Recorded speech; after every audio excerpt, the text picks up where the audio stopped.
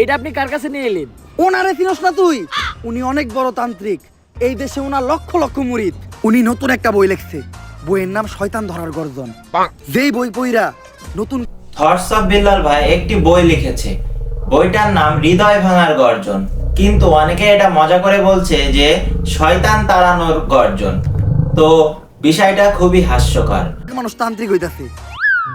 কিন্তু লালু ভাই, আশেপাশে তো কোনো তান্ত্রিক বা মুরিদ দেখতেছি না। আরে ওগুলা তো সব ফেসবুক আর টিকটকে।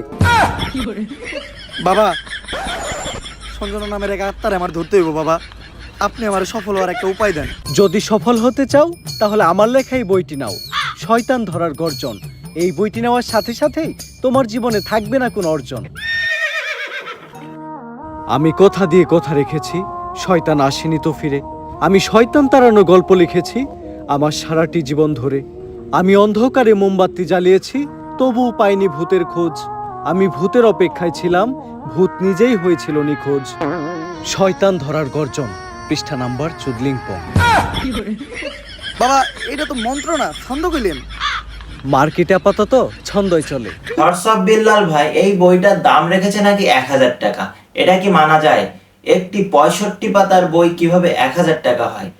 যেখানে রবীন্দ্রনাথ, কাজী নজরুল ইসলামের 300-400 পাতার বই 200-250 টাকা। তো সেখানে থটস অফ বিল্লাল ভাই কি কাজটি ঠিক করেছে? আপনারা সবাই কমেন্ট করে জানান। আমার তো মনে হয় যে এটা ঠিক হয়নি। আপনাদের যদি মনে হয়ে থাকে তাহলে কমেন্ট করে জানান।